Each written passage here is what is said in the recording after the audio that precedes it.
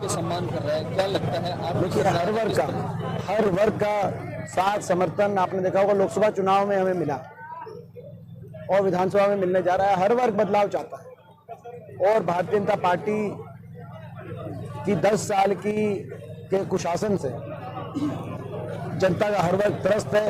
चेहरे बदलने से नहीं, अब लोग सरकार बदलने का मन बना चुके हैं। आम आदमी पार्टी का कहना अभी जो कांग्रेस को 5 सीट जीतने का घमंड है वो विधानसभा चुनाव में टूट जाएगा, क्योंकि हमारी आम आदमी पार्टी, क्योंकि वो हमारे समर्थन के कारण 5 सीट। किसने कहा है? अनुराग डांडा आया था भी, उसने बोला था। ये देखिए, मैं समझता हूँ कि इनके जो प्रदेश अध्यक्ष है और अधिकृत जो व्यक्ति है वो सुशील गुप्ता जी, तो ऐसा कुछ कहा गया है तो मैं तो जो है इस बारे में कोई। आज यात्रा गोहाड़ा से निकल रही है, आपने माथेराम की जलेबी भी खाई, वहाँ पे सरेआम गोलियां चली, फिरौती मांगी गई। आपने मंच से कहा है गदा घुमा करके कि आपकी सरकार आने पे आप क्राइम खत्म कर देंगे, बल्कि जो ये आचार संहिता लगी इसी समय में बदमाश हरियाणा छोड़ दें। बिल्कुल छोड़ दें, बदमाश हरियाणा छोड़ दें या बदमाशी छोड़ दें। बदमाशों के बाद 2 ही विकल्प हम देना चाहते हैं।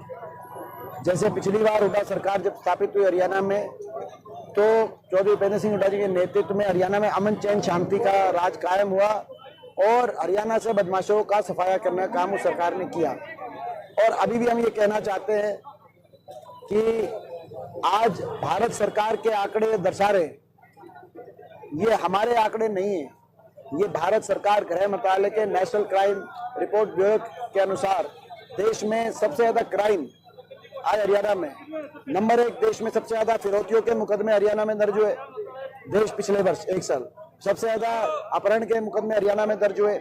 हत्या के मुकदमे देश में दूसरे नंबर पर, झारखंड के बाद दूसरे नंबर पर दर्ज हुए। महिलाओं के ऊपर अपराध के सबसे ज्यादा मुकदमे दर्ज हुए। दलितों के ऊपर अत्याचार के जो मुकदमे थे 2014 के मुकाबले 3 गुना पिछले वर्ष दर्ज हुए।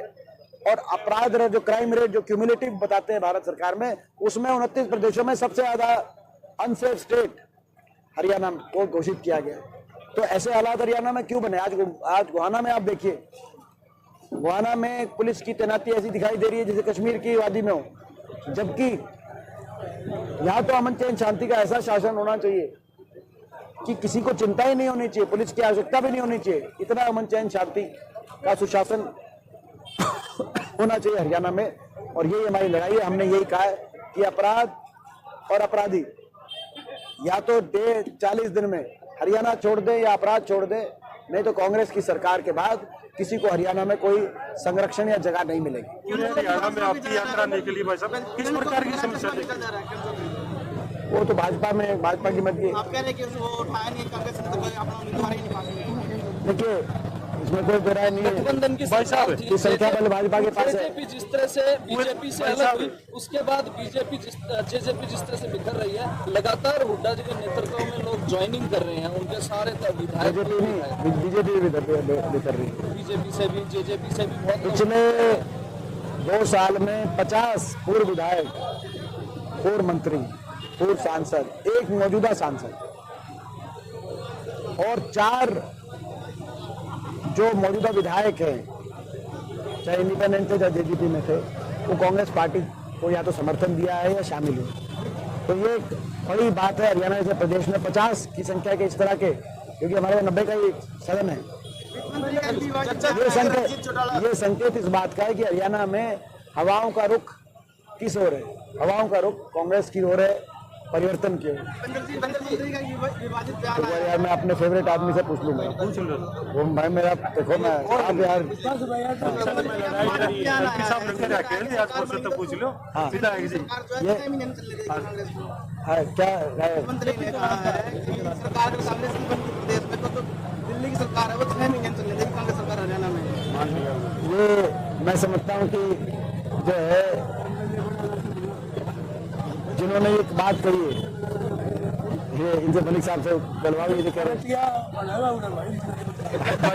पूरे हरियाणा में अपनी यात्रा निकाल। देखो मैं कह रहा हूँ कि प्रचंड बहुमत से सरकार बनेगी कांग्रेस की। 5 साल, ये बात सही है, वो कह रहे 5 साल नहीं चलेगी, अगले कई टर्म तक। सुनो, अगले कई टर्म, ये 1 टर्म के नहीं बनेगी कांग्रेस सरकार। लोग इतने दुखी हो गए बीजेपी से कि लोग अब कह रहे हैं कि जो सरकार बनेगी कांग्रेस की, वो अगले 2-3 टर्म वो सरकार कम से कम चलेगी। तो ये लोगों की भावना हरियाणा की, रंजीत चौटाला नाराज नजर आ रहे हैं बीजेपी से। ये तो भाजपा के कांग्रेस में आने की बात सुनने में आ रही है, कांग्रेस ज्वाइन कर रहे हैं। देखिए, ये तो भाजपा के अंदर की बातें हैं। भाजपा के सारे नेता अंदर से उनकी क्या भावनाएं हैं वो आपने लोकसभा चुनाव में भी देख लिया था।